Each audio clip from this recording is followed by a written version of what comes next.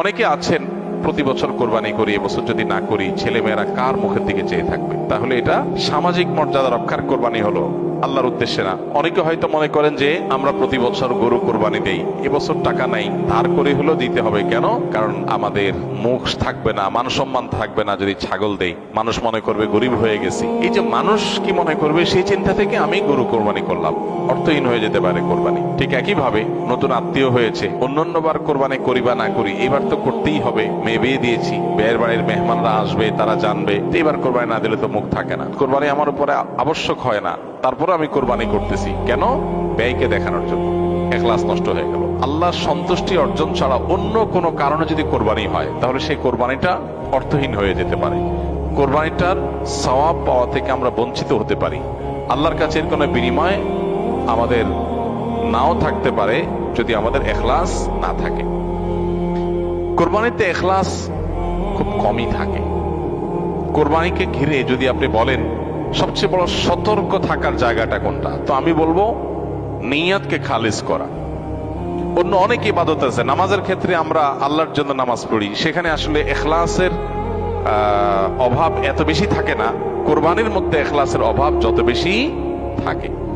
মূলত কোরবানি এমন একটা ইবাদত যেখানে আল্লাহর উদ্দেশ্যে আমি পশু জবাই করছি, আবার পশুর গোশতটা আমার ঘরে তুলছি, অর্থাৎ ফিডব্যাকটা আমি পাচ্ছি।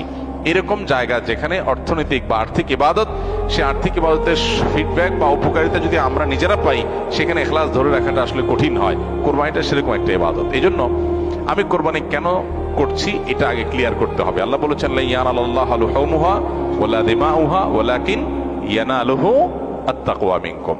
কোরবানির পশুর গোশত, রক্ত কিছুই আল্লাহর কাছে যায় না।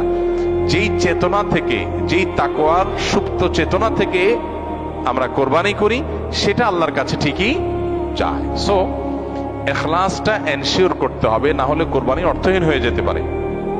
অনেকে আছেন যে কোরবানির মূল উদ্দেশ্য হলো ফ্রেশ গোশত সংগ্রহ করা, এই সামাজিক মর্যাদা ইত্যাদি, এগুলোর কারণে কোরবানি সবচেয়ে বেশি অর্থহীন হয়ে যায়। এই জন্য কোরবানিকে সবচেয়ে বেশি আমাদের রিয়া বা লৌকিকতা থেকে মুক্ত রাখার চেষ্টা করতে হবে। আল্লাহ আমাদের তৌফিক দান করুন। দ্বিতীয়ত, হারাম অর্থ দিয়ে যদি কোরবানি করেন তাহলে সেটা অর্থহীন হয়ে যেতে পারে। আপনি দেখবেন কোরবানির ইবাদতটাতে এক অদ্ভুত দৃশ্য আমাদের দেশে দেখা যায়। যারা যত বেশি প্র্যাকটিসিং, তাদের কোরবানির পশুর সাইজ সাধারণত তত কম থাকে। আর যারা যত বেশি নামাজ কালাম কম পড়ে, ইসলাম থেকে যত দূরে, তাদের কোরবানির পশুর সাইজ তুলনামূলকভাবে তত বড় হয়। অদ্ভুত না ব্যাপারটা? আপনি ঢাকা শহরে ঘুরে ঘুরে দেখবেন যে গুলশান, ধানমন্ডি, বনানী, বড়লোকদের এরিয়াগুলোতে এক একজনের গ্যারেজের ভিতরে আপনার বিভিন্ন নামের গরু, কালাচান, সুলতান, তলাচান, লালচান, এক একটা গরু 3 লাখ, 4 লাখ, 5 লাখ, 7 লাখ, 10 লাখ টাকা দামের 2-3টা গরু। হয়তো অনেক এলাকা আছে যে একটা পাড়া মহল্লাতেও এত টাকা খরচ করে সবাই কোরবানি করার সুযোগ হয় না। যাই দেখেন ওই বাড়িতে যারা থাকে তাদের নামাজ নাই, কালাম নাই, ইবাদত নাই, বন্দেগী নাই। কোরবানির বেলায় মাশাআল্লাহ 4টা-5টা আছে, কারণ এটাতে বেটাগিরি জাহির করা যায়। আর যদি নির্বাচন সামনে থাকে তাইলে তো কোনো কথাই নেই। তাহলে এবার 10টা গরু, 20টা গরু, 30টা গরু। তো এগুলো বেশিরভাগ ক্ষেত্রে হারাম উপার্জন থেকে হয়, বিশেষ করে যাদের মধ্যে আল্লাহর ভয় না থাকে। তো হারাম উপার্জন থেকে যদি কোরবানির পশু করা হয়, জবাই করা হয়, বা ওই যে লৌকিকতার কারণে মানুষ দেখানোর জন্য, বাহবা পাওয়ার জন্য যদি কোরবানি হয়, তাহলে সেই কোরবানি কি হয়ে যাবে? অর্থহীন হয়ে যেতে পারে।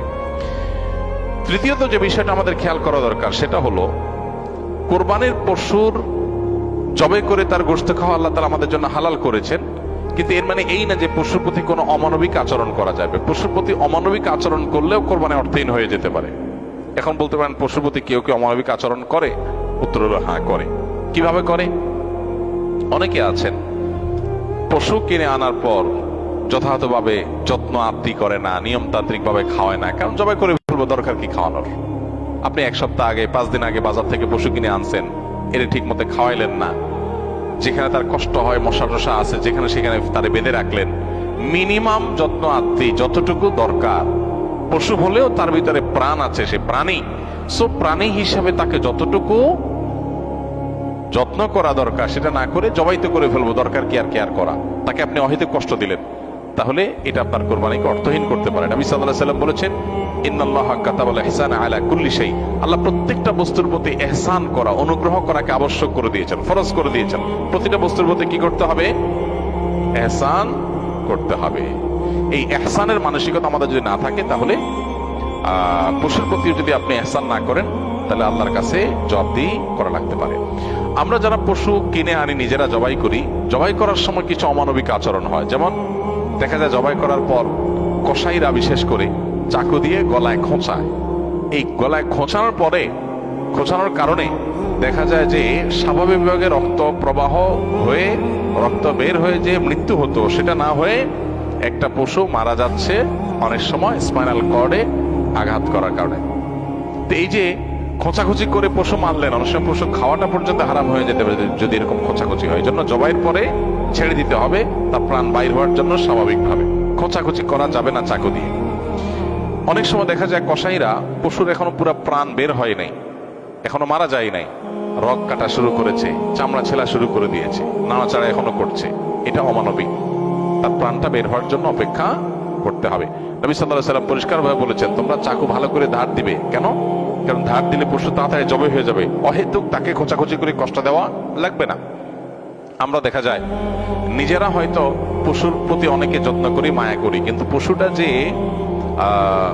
আপনার বিক্রেতার কাছ থেকে আপনি কিনে এনেছেন, এই পশু প্রতি সে হয়তো কোনো অমানবিক কাজ করেছে, যদিও তার দায়টা আপনার উপর আসবে না, তো সামাজিকভাবে আমাদের সবার উপরে এই দায়টা চলে আসে। আমরা জানি পশু পরিবহন থেকে নিয়ে পশু বাজারজাত করা থেকে নিয়ে জবে পর্যন্ত ধাপে ধাপে পশুর প্রতি চরম অমানবিক আচরণ এদেশে করা হয়। পরিবহনে হয়, আপনারা জানেন, একটা ট্রাকে ধরা যাক যে 15টা গরু উঠানো যাবে, সেখানে 20টা গরু উঠানো হলো, 5টা গরু বেশি উঠানো হলো, তাতে পড়তা বেশি হয়ে যায়, খরচ কম পড়ে, ব্যবসাটা একটু বেশি হয়ে যায়। কিন্তু 5টা গরু বেশি উঠানোর কারণে কি হয়? ওই পশু যেগুলোকে উঠানো হয়েছে সেগুলোকে এমন গাদাগাদি করে দাঁড় করানো হয় যে তাদের গায়ে, শরীরে রীতিমতো ঘা হয়ে যায়, এবং মাঝখান দিয়ে এমন ভাবে বাঁশ বেঁধে দেওয়া হয় যাতে কোনোভাবে বসতে না পারে। 10 ঘন্টা, 15 ঘন্টা, 20 ঘন্টা পর্যন্ত অনেক সময় সিরিয়ালে জ্যামে ট্রাকগুলো, পিকআপগুলো আটকা পড়ে থাকে, এবং 20 ঘন্টা ধরে তাদেরকে এভাবে এমন ভাবে বাঁশ বেঁধে দেওয়া হয় যাতে করে কোনোভাবে বসতে না পারে। ছাগল দোকানে আপনারা দেখবেন, ঢাকায় যে সমস্ত আপনার ছোট ছোট ছাগল বিক্রির জায়গাগুলো আছে, দোকানগুলো আছে, সেগুলোতে দেখবেন গলায় রশি বেঁধে এমন ভাবে ঝুলায় রাখা হয় যে হয়তো 1-1.5 ফিট বা আরো কম রশি রাখা হয়, এবং যাতে কোনোভাবে ছাগল বসতে না পারে, কারণ বসলে তো ক্রেতা দেখতে পাবে না। ক্রেতা যাতে সাইজ দেখতে পারে সেজন্য তাকে দাঁড় করিয়ে রাখা হয়। সে দাঁড় করানোটা কখন থেকে নিয়ে, ওই যে সকাল 7টা বা 6টা ফজরের পর পর পশুর দোকান খুলে তখন থেকে নিয়ে একদম রাত 8টা-9টা পর্যন্ত, এই পুরো সময় 12 ঘন্টা, 14 ঘন্টা, 16 ঘন্টা আপনি এভাবে ঝুলায় রাখতেছেন একটা জীবন্ত পশুকে। অমানবিক আচরণ। এরপরে বাজারজাতকরণের সময় আমরা জানি পেটের মধ্যে হাওয়া দিয়ে ফুলানো হয়, পানি অতিরিক্ত জোর করে জবরদস্তি পান করে তারপরে ফুলানো হয়, এগুলো সব অমানবিক আচরণ। এগুলো আমাদের কোরবানির যে আসল রূহ এবং প্রাণ সেটাকে নষ্ট করতে পারে।